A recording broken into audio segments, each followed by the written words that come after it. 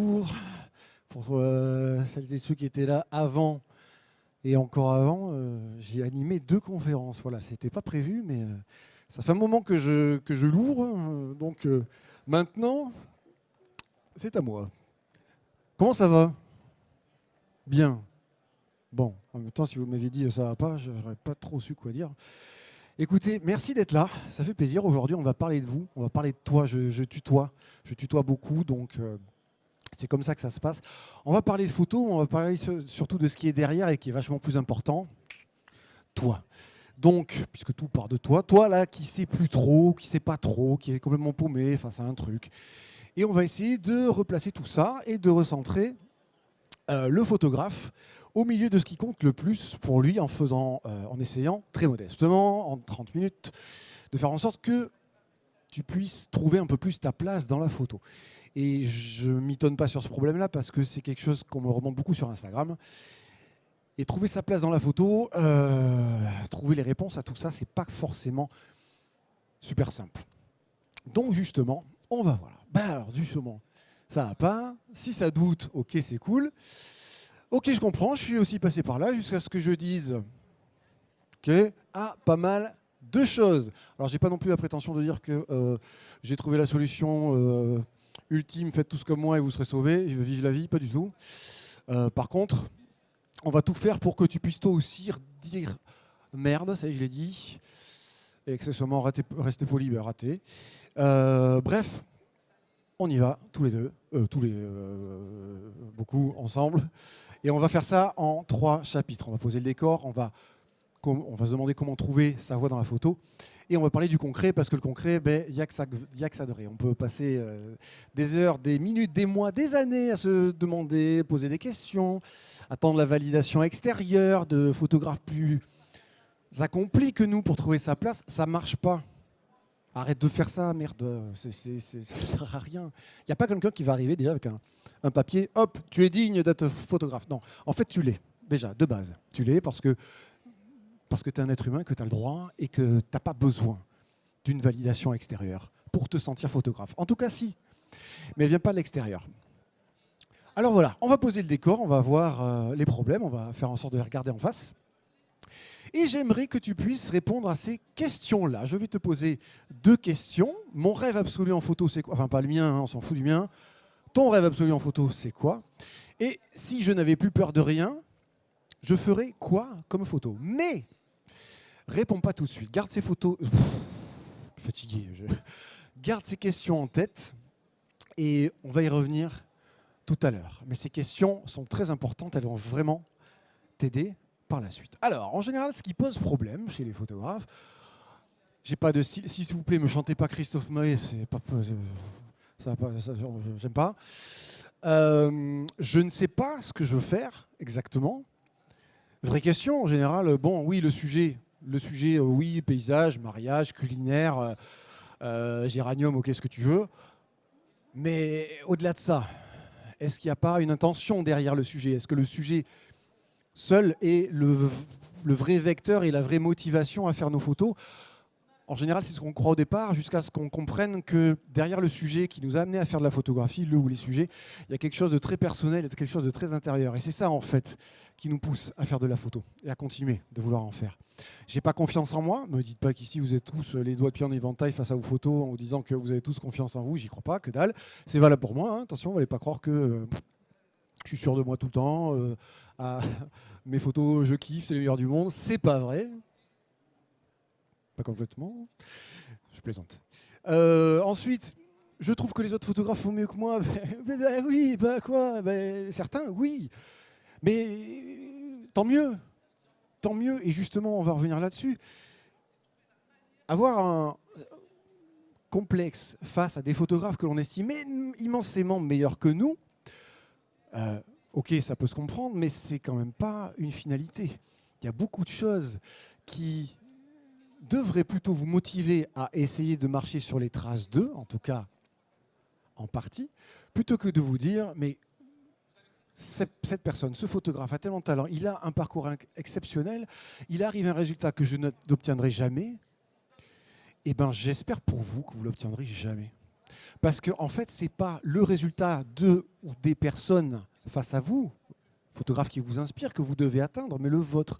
Par contre, les photographes qui, eux, ont un parcours qui vous inspire, font des photos qui vous inspirent, devraient être un moteur. Ne comparez pas, vous, en train de parcourir un chemin, à quelqu'un qui a déjà fini de parcourir le sien. Ça n'est pas comparable. Ou alors, ça ne vous amène qu'à douter de vous inutilement.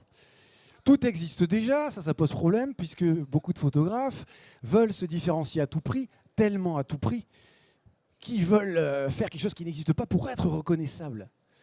Grave erreur. C'est pas grave si ce que tu fais ressemble à ce qui existe déjà, parce que ta manière de le faire sera à coup sûr unique.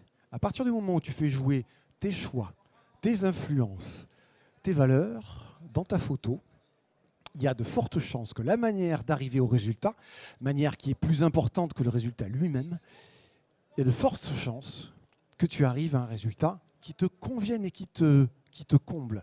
Et s'il y a une personne à qui tu dois plaire en priorité pour pouvoir plaire aux autres, c'est toi. J'ai peur, agla, ok, de montrer mes photos, jugement des autres, mon reflet dans le miroir, les fourmis, tout ce que tu veux, fous là-dedans. Ce que tu veux, peur, légitime, ok, c'est cool. Maintenant qu'on le sait, maintenant qu'on les a identifiés, qu'est-ce qu'on fait? On reste avec, on tourne autour? Non. Tout ça, ce sont les problèmes, ce n'est pas une liste exhaustive, hein, de problèmes qui empêchent les photographes d'avancer. Et je pense, je ne vais pas vous demander, mais est-ce que quand même, si je vous demandais, est-ce qu'il y en a qui se reconnaissent dans un ou plusieurs problèmes là-dedans? A priori, je pense qu'il y en a beaucoup qui n'osent pas lever la main aussi. Mais je pense que voilà, c'est OK. Voilà, c'est OK, c'est cool. C'est normal. Alors, est-ce que ma télécommande marche? Donc là. Alors, maintenant que on a listé ça, maintenant qu'on sait qu'on est tous, toutes des photographes, est-ce que le milieu de la photo, lui, t'aide vraiment à devenir photographe? Ben, pas toujours. Alors oui, hein, en soi, oui, bien sûr, mais pas toujours. Parce qu'il y a des injonctions, des petits problèmes qui, alors je ne sais pas vers où il faut que je... Voilà. Qui ne t'aident pas toujours. Et là, je vais faire référence à pas mal de photographes qui remontent vers moi des soucis en fait, de critique de leurs photos, souvent sur des groupes Facebook d'ailleurs, où ils vont se prendre des tirs parce que leurs photos ne respectent pas la règle des tiers, et étaient un petit peu penchées, et un peu surexposées ou sous-exposées, et qu'en général, ces conseils sont balancés comme ça, sans donner de solution, surtout sans comprendre quelles sont vos intentions derrière. Mettez-vous bien dans le crâne que les règles ne sont pas des lois. Vous n'allez pas avoir un PV parce que vous ne respectez pas la règle des tiers. Vous n'allez pas avoir de PV parce que votre photo est floue. Et très souvent, tout ça a bien plus d'importance et apporte bien plus à votre photo que de simplement s'en tenir à des règles qui sont académiques. Ces règles existent. Celle-ci, d'ailleurs, vient de la peinture. Elle est importante, mais elle ne fait pas figure d'autorité. Il y a au bas mot 10, 15, 20 règles, je ne sais même pas d'ailleurs, de composition. Et tout ont un sens. Vous n'avez pas besoin de toutes les connaître. Par contre, vous avez besoin de connaître le sens que vous mettez à vos photos pour savoir si les conseils que l'on vous donne sont pertinents pour vous. Et surtout prendre suffisamment de recul pour savoir si ces conseils-là ne vont pas plus vous plomber qu'autre chose. À partir du moment où vous savez ce que vous aimez, vous savez comment le développer, vous savez comment vous l'aimez, il est plus simple de mettre du recul sur des conseils. Ça vaut pour les miens, je précise d'ailleurs, ceux qui étaient à la conférence Nikon que j'ai donnée vendredi. C'est aussi quelque chose que j'ai dit. Ne prenez pas forcément pour argent comptant tous les conseils que l'on peut vous donner. Votre intention prime pour savoir si les conseils que vous prenez, que vous glanez aussi par vous-même, valent quelque chose. Et y compris pour les critiques que l'on fait à vos photos. On le sait, les critiques, ça peut être très acerbe. Je vais dire quelque chose qui est très simple sur le papier. Mettez-y l'émotionnel que vous voulez dans les critiques, mais un commentaire négatif, ça tape, ça claque. Pourquoi? Parce que toi, en tant que photographe, qu'est-ce qui se passe? Quand tu fais une photo, tu mets de toi. Mais la personne qui est en face, qui critique, ne critique que la photo. Tu n'es pas critiqué. Et tu ne t'adresses pas à cette personne-là. Là-dessus, il faut arriver à mettre du recul. Je ne dis pas que c'est simple, je ne dis d'ailleurs pas que j'y arrive tout le temps. Voilà. Ce qui fait la différence, ce n'est pas la ligne d'arrivée, mais comment tu y arrives. Alors bon, c'est un peu, voilà, j'enfonce une porte ouverte en disant ça. Ok. Mais tu n'es pas là pour réinventer la photo. Et ce que je veux dire par là, c'est que tu n'as pas besoin de te mettre une pression outrancière sur le fait d'arriver à quelque chose d'exceptionnel, de jamais vu dans la photo pour exister en tant que photographe. Ça n'est pas vrai. Tu as peut-être un but en photo, un ou plusieurs. Ce qui est sûr, c'est que ton but, tu le découpes en plusieurs petits buts. Et tout de suite, les choses paraissent un peu plus accessibles. Tu as le temps. Ça prend du temps de devenir un photographe, hein, d'ailleurs, tout court. Ça prend du temps. Ce temps, il est très, très variable selon les gens. Et c'est pour ça que c'est absolument incomparable au sens strict du terme. Donc bref, tous ces conseils, etc., ne t'aident pas à trouver ta place, ce truc qui fait que tu te retrouves dans tes photos et que tu aimes faire ce que tu fais. Voilà. Et ça, c'est important. Il faut absolument, si tu dois avoir un seul but, c'est aimer faire ce que tu fais, si ce n'est pas déjà le cas. Et il n'y a pas de honte à en être fier. Et il n'y a pas besoin d'écraser les autres pour aimer faire ce que l'on fait en photo. Ce n'est pas un prérequis d'écraser les gens. Au contraire, les photographes ont besoin des photographes. N'en déplaise à ceux qui vont les écarter d'autres photographes parce que, clairement, disons-le, la concurrence leur fait peur. Moi, je trouve triste que la fraternité ne les enchante pas, au contraire. Alors, heureusement, tous les photographes ne sont pas comme ça, loin de là. Donc, tout ça, aimer son travail notamment, eh ben, c'est un prérequis. C'est un prérequis pour aller plus loin, quelle que soit ta démarche.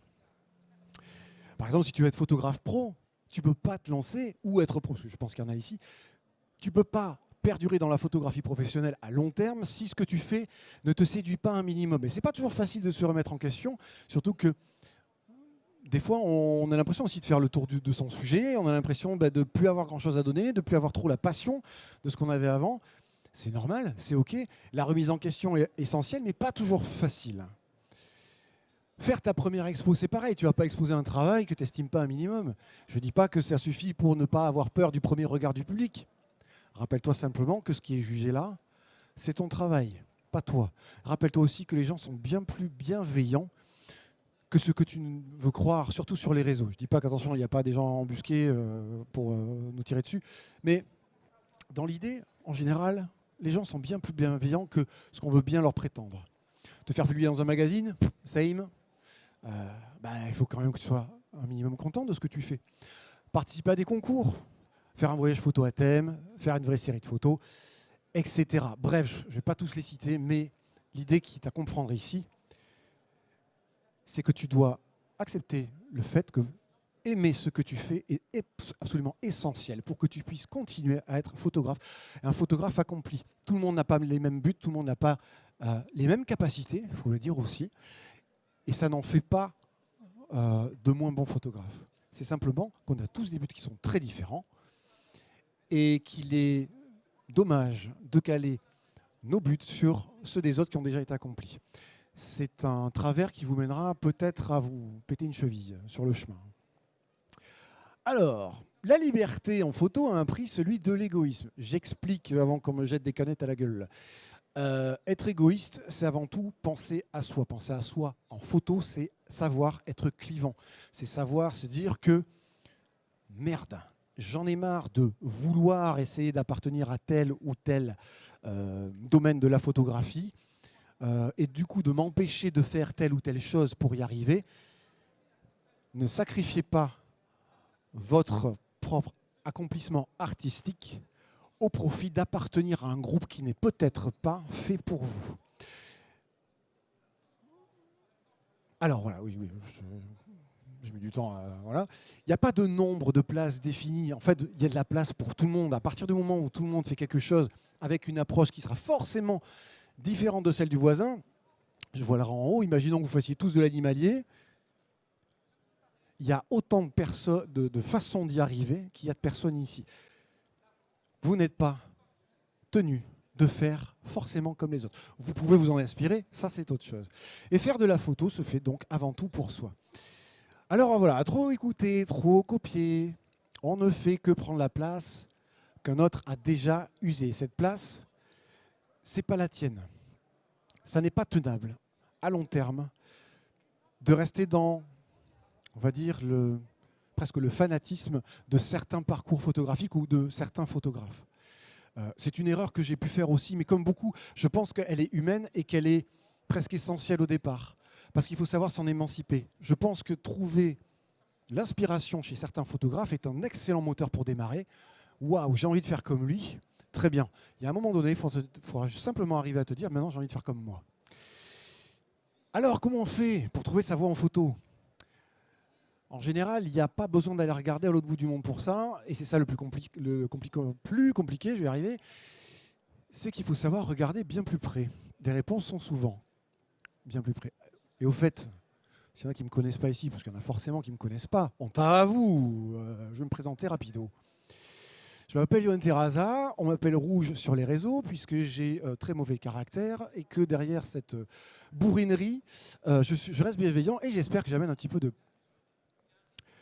baume au cœur et de motivation aux photographes. Voilà, je suis créateur de contenu, photographe avant tout, Nikon Creator, quelques prix, quelques clients avec qui j'ai pu travailler. Et vous pouvez me retrouver sur les réseaux, là. À gauche, c'est pour vous, à droite, c'est mon travail. Abonnez-vous. Bref, ça, c'est ce que je fais. Si je devais résumer mon travail en 12 photos, j'aurais pu en prendre d'autres, mais en gros, c'est ce que je fais. Et je ne pense pas que ça vous ait échappé. En fait, il n'y a pas un seul sujet là-dedans.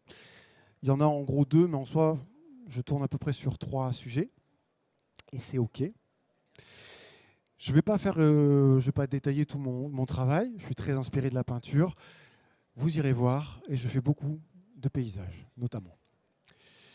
Alors, mon truc, c'est quoi? C'est d'aider les photographes à trouver leur identité, les motiver à passer à l'action, les aider à s'accomplir dans leurs projets, les accompagner pour trouver leur plein potentiel artistique et faire d'eux les photographes qui méritent d'être. Le mot, il est important, parce que vous méritez tous d'être photographes autant que vos ambitions vous le permettent. Ensuite, les ambitions peuvent se travailler éventuellement, se revoir parfois à la baisse ou se revoir parfois à la hausse. On en a tous et c'est normal. C'est très bien d'être ambitieux.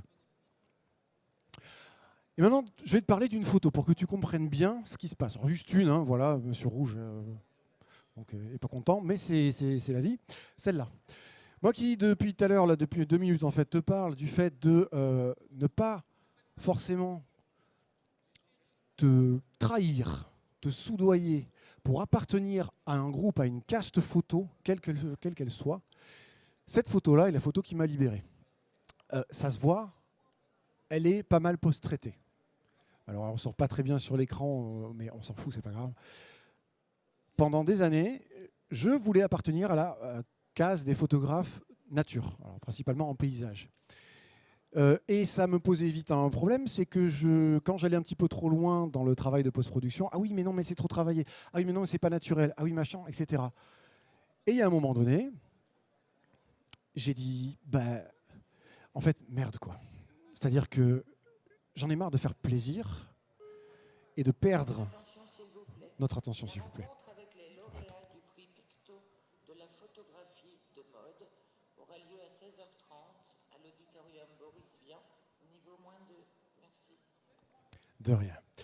Alors, cette photo, j'ai dû passer, quand je l'ai faite, 1 heure dessus.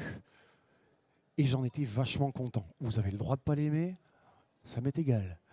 J'en étais vachement content. Et cette photo, symboliquement, celle-là, mais m'a vachement libéré parce que j'ai dit, en fait, il est plus important pour moi d'être très content et satisfait de mon boulot que d'appartenir à une caste dans laquelle, de toute façon, je n'ai pas ma place. Attention, ça n'enlève rien à la valeur des domaines en photographie. Attention, c'est simplement que moi, j'ai compris au bout de quelques années que ce n'était pas fait pour moi. À partir de là, je me suis vachement plus assumé mon boulot. Et j'étais vachement plus heureux. Et mine de rien, on ne fait pas la photo pour avoir envie de chialer le soir. Salut. Et, et du coup, voilà, merci Léo. Du coup, ils sont sympas là-haut. Du coup, qu'est-ce que j'ai fait? Concrètement, qu'est-ce que j'ai fait? J'ai assumé mes influences. Mes influences, principalement, c'est la peinture. C'est beaucoup la musique aussi, musique classique, le métal aussi. Voilà. Faire ce que je voulais avec les teintes, sans me demander si derrière, ça allait être réaliste ou pas. En fait, je m'en cogne si c'est réaliste ou pas. Une photo, quelle qu'elle soit, alors attention, ça dépend des domaines, hein. n'a pas teneur à être bonne parce qu'elle est réaliste. Après, attention, dans le domaine de la presse ou la photo informative, là, c'est différent. Mais je n'avais pas besoin de faire ça et il m'a fallu un peu de temps pour le comprendre. Ne pas écouter les gens qui briment. Alors, les gens ne pensent pas forcément à mal quand on vous donne des conseils. Mais comme je vous le disais tout à l'heure, beaucoup de conseils ne sont pas forcément pertinents pour vous. Et il en va de votre responsabilité de savoir faire le distinguo. Ce n'est pas toujours simple, je l'entends. Mais c'est très important pour vous. Accepter que je n'appartenais pas à ce milieu, comme je vous l'ai dit. Et ensuite, j'ai identifié mon domaine, ce qu'on appelle le picturalisme en photo. Et voilà, du coup, voilà, j'étais content. Attention, ça n'engage que moi, bien sûr, on est d'accord. Et tu es peut-être obligé, en tout cas, d'en passer par là.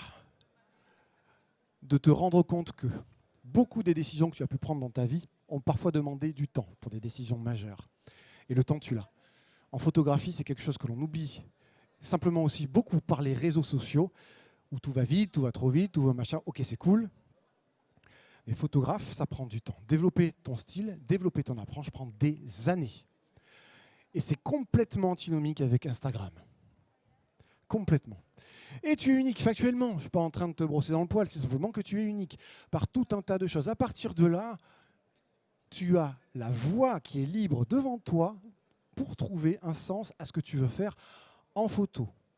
Et c'est OK, encore une fois, toutes nos ambitions ne sont pas les mêmes. Et quand tu auras atteint des buts qui sont les tiens, très certainement que d'autres viendront à toi. Il n'y a pas de magie là-dedans, il n'y a pas de truc cucu ésotérique, je ne sais pas quoi. Non, pas du tout. C'est factuel. Et il y a 4 choses qu'on oublie de te dire. Passer à l'action, parce que tu as beau retourner le truc dans tous les sens, tu vas être obligé de passer à l'action, mais en mettant beaucoup moins de pression que ce que tu crois. Alors, je ne vais pas tout lire là, je te laisserai lire. Mais ce qui doit te mettre à la photo, ce qui t'a certainement mis à la photo, c'est ce qui t'inspire, forcément. Ok, bien joué, j'ai dit un truc complètement bateau, mais c'est vrai. C'est ce qui t'inspire, c'est parfois un défi personnel, de se dire, mais tiens, mais comment je vais faire, est-ce que moi je pourrais pas essayer de faire ci, est-ce que je pourrais pas essayer de faire ça, en t'apercevant parfois qu'en fait ce que tu croyais être un sujet qui t'inspire, t'en as rien à foutre, et que quelque chose d'à côté va, au contraire, t'inspirer. Il y a beaucoup de choses dont tu peux être sûr en photo, c'est que tu n'es absolument sûr de rien. Et beaucoup de choses ensuite viendront avec le temps, encore une fois. La deuxième chose, il y a une question à ne pas se poser. En tout cas, pas trop. Est-ce que ça va plaire ? Dans un premier temps, on n'en a rien à foutre que ça plaise aux autres. Tu ne peux pas plaire aux autres si tu ne te plais pas à toi. Il y a une démarche d'honnêteté qui doit être fondamentale chez le photographe, quel que soit ton but. Tu es obligé, tu dois faire un travail qui te plaît. Et pour ça, ça demande parfois de revenir en arrière et de reconsidérer certaines choses. Ensuite, c'est arrêter de se polluer avec la comparaison. Si tu admires des photographes, c'est très bien, on le fait tous. Et il faut le voir comme une source d'inspiration, un moteur, mais pas comme un résultat qui soit comparable au tien et qui va dans tous les cas te niveler vers le bas puisque tu vas le comparer d'une manière qui est forcément négative vis-à-vis de toi. Et ça, c'est pas bien. Voilà. Ensuite, n'écoute pas toujours les autres conseils. Ça vaut pour moi, hein, je précise, voilà, je le redis. Avant d'écouter le conseil d'un photographe, comme je te disais, demande-toi quelle est la légitimité qu'il a. Et c'est normal, hein, c'est pas lui cracher à la gueule. C'est simplement de lui demander, mais attends, qui es-tu ? Est-ce que ce que tu me dis est pertinent ? Des fois, ben ouais, objectivement, ce qu'il dit, waouh, c'est peut-être négatif, mais c'est constructif. Peut-être que c'est positif et constructif aussi parce que ça t'envoie encore plus loin dans la direction que toi-même tu as choisi. Et puis, ben, des fois, il y a des conseils complètement à la con. Vous savez, les conseils qu'on sort, alors attends, aujourd'hui je te sors quoi ? C'est mal cadré. Tac. Demain, ce sera la règle des tiers. Hein. Mais putain, est-ce qu'objectivement, ce conseil vous amène quelque chose ? Est-ce que la personne qui le dit vous amène une solution ? Ok, si ce n'est pas la bonne règle, d'accord, c'est quoi que je dois faire mieux ? Est-ce que tu connais l'intention qui est derrière ce que je montre ? Pas forcément. Il n'y a que vous qui connaissez cette intention-là. Et très modestement, ce que j'aimerais arriver à faire aujourd'hui, c'est vous redonner, vraiment très modestement, hein, vous redonner un petit peu le pouvoir sur ce que vous pouvez prendre comme des choses importantes ou ce que l'on vous dit sur votre travail, encore une fois, pas sur vous, ni sur votre démarche. Ce n'est pas la même chose. Il y a quelques temps sur Insta, j'ai sorti ce post-là. 10 ans pour faire ça, c'est long, mais c'est normal. 10 ans pour avoir un style. J'ai pris la photo, une autre photo d'ailleurs, peu importe. Il faut 10 piges en moyenne pour avoir un vrai style. Et d'ailleurs, c'est même pas moi qui l'ai dit. Je bossais pour un photographe d'archi, j'étais son assistant, Cyril Weiner, pour ceux qui le connaissent, très grand photographe d'archi, qui un jour m'a dit ça. Et j'avais pas encore 10 ans de photo. Il me dit, t'es pas loin. Il m'a dit, il faut 10 ans. Et il m'a redit notre phrase qui était hyper importante, il faut projeter un imaginaire fort, quel que soit le sujet. Il avait absolument raison. Cette phrase-là, de rien, avec plaisir, cette phrase-là, elle a tourné dans ma tête comme un mantra. Et quel que soit le sujet, même si tu photographies des poires, tu peux être sûr que tu peux projeter de toi, de tes influences et de tes valeurs dans ta photographie. Et c'est ce qui fera ta différence. Et je peux t'assurer qu'en faisant ça, tu seras entre guillemets, un égoïste, un bon égoïste. Non seulement tu ne marcheras pas sur les autres, mais en plus de ça, tu feras du bien à ta photo. Tu feras du bien à ta confiance derrière, avec. Et bref, le concret, il n'y a que ça de vrai. Et concrètement, il me reste 3 minutes, donc je vais essayer de faire vrai, vite. Trouver ta place, ça commence maintenant et ça ne s'arrête jamais. Trouver ta place dans la photo ne se fait qu'en regardant ce qui marche chez les autres et en faisant pareil, mais en faisant presque tout le contraire. Alors c'est un petit peu exagéré, certes, c'est t'inspirer de certains parcours. Je vais citer Vincent Munier, tout le monde connaît Vincent Munier, tout le monde ou presque. C'est un des photographes qui m'a inspiré quand j'ai démarré. Je suis absolument pas original en disant ça parce qu'il en a inspiré énormément. Et pendant des années, j'ai marché un petit peu là-dessus et je me suis aperçu que ça ne servait à rien. J'irai jamais photographier un yak sauvage au Tibet. J'irai jamais photographier le loup dans les plaines, sur l'île d'Ellesmer au Canada. J'irai jamais faire ça. Je ne pourrais pas me comparer à ça. J'en ai eu assez en fait de perdre mon énergie, mon temps à courir derrière quelque chose qui n'était pas fait pour moi. Cette désillusion est salvatrice. Et les autres, c'est parfois trop de bruit qui t'empêche de te pencher, oui, vraiment sur toi. J'ai cru que j'avais fait une faute. Te pencher vraiment sur toi. Les autres, c'est tout le monde. Attention, il ne s'agit pas de couper les ponts. Je ne vous parle plus, je vous ghoste. Pas du tout. Juste mettre un peu de distance. Et encore une fois, remettre un petit peu l'église au centre du village. Et justement, est-ce que tu avais remarqué que dans ta vie, on ne va pas parler photo, tu as forcément eu des moments très difficiles. Je ne veux pas le savoir, ça ne me regarde pas. Est-ce que tu as remarqué que suite à l'acceptation de ces moments, tu t'es rendu compte que tu étais capable, sans te demander si tu avais besoin de courage ou pas, de prendre une décision que tu ne pensais pas être capable de faire avant que ce moment t'arrive? J'espère que vous avez compris ce que je veux dire. C'est-à-dire que vous êtes tellement plus fort et capable que ce que vous croyez qu'en fait, l'idée d'avoir besoin de courage pour arriver à faire ce que vous pouvez déjà faire est fortuite. Si vous le faites, c'est que vous savez le faire. Vous n'avez peut-être pas encore passé à l'action, mais vous n'avez pas besoin d'être au fond du trou pour prendre une bonne décision dans votre vie de photographe. Vous en êtes parfaitement capable. Maintenant, j'ai un petit challenge pour toi, mais il y a un petit problème. On va revenir aux questions de tout à l'heure, et je vais te demander de répondre ça dans ta tête en 10 secondes. Pourquoi 10 secondes? Parce qu'en 10 secondes, si tu as les réponses immédiates, c'est que tu sais où tu vas. Et si tu ne sais pas y répondre en 10 secondes, c'est OK, c'est pas grave. C'est pas grave, ça c'est un thermomètre. Le jour où tu arriveras à répondre à ça, j'ai 10 secondes, c'est arbitraire, j'aurais pu dire 15. Mais quand les réponses seront immédiates, alors tu peux être sûr que non seulement elles viendront de toi, mais qu'en plus de ça, ce seront les tiennes. Et à partir de là, c'est un but. Et je rajoute celle-là aussi. C'est quoi qui m'empêche d'être libre? Complètement utopique, on n'est pas là pour faire une psychanalyse de groupe, ok. Mais c'est quoi qui t'empêche d'être libre aujourd'hui, de prendre les décisions que tu aimerais prendre? Objectivement, est-ce qu'il y a quelque chose de concret qui t'empêche de le faire? Pas sûr. Je dis même pas sûr, mais j'en sais rien. En répondant à ces questions, tu vas trouver ton but absolu, entre guillemets, ton chemin idéal et ce qui t'empêche de prendre ton chemin. C'est pour ça que ces questions sont importantes. Ces réponses, je ne sais pas combien on est là, seront toutes différentes. Les solutions le seront aussi. Il y a quelques temps, j'avais fait aussi ce post sur mon compte.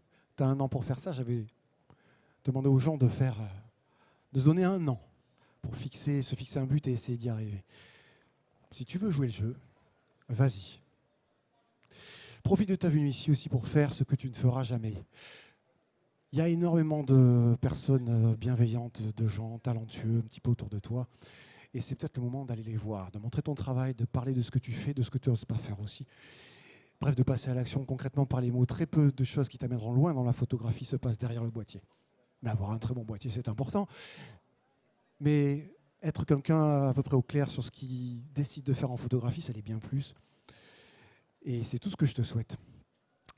Alors, voilà, ça commence aujourd'hui, comme je te dis. Voilà. Va parler à tel ou tel photographe, connu, pas connu, on s'en fout. Quelqu'un que tu estimes, ton jugement. Voilà. Va montrer tes photos. Accepte la critique, elle te fera avancer. Pose tes questions, fais preuve de culot et surtout, je rajouterai, fais le tri. Fais le tri. Prends ce qui est bon pour toi, éloigne le reste. Bref, surprends-toi et merci beaucoup.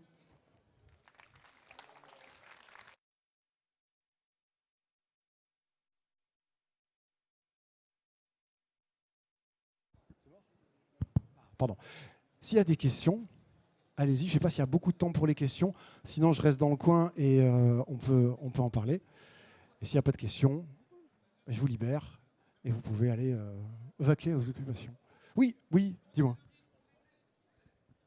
Alors, moi, je fais des fois des photos, donc au réflexe ou au smartphone. Et souvent, je suis pas satisfait en fait. Je trouve que c'est pas assez joli pour moi. Et en partageant, en montrant aux gens, les gens trouvent ça top. Alors, c'est pas une question, mais c'est quelque chose qui est très commun. C'est-à-dire que ça met en avant juste simplement la subjectivité. Ce que tu fais, tu ne peux pas choisir la manière que ça va avoir de toucher les gens. J'ai fait un post il n'y a pas longtemps, la semaine dernière, je crois. En fait, on ne comprend pas des fois pourquoi nos photos moyennes ont beaucoup de retours positifs et nos photos qu'on estime être les meilleures, mais beaucoup moins. J'ai peut-être une piste là-dessus, c'est qu'on met peut-être une démarche un peu trop profonde dans ce qu'on fait pour nous, parfois, et qu'Instagram n'est absolument pas le support pour se poser et prendre le temps de comprendre. C'est peut-être pour ça. C'est très subjectif. Après, ça demande de l'analyse de ton travail, mais ça ne m'étonne pas. Et je pense que ça arrive en fait à tout le monde. Voilà. Question, pas question. S'il n'y a pas de question de plus, je vous libère. Merci beaucoup. Bon salon.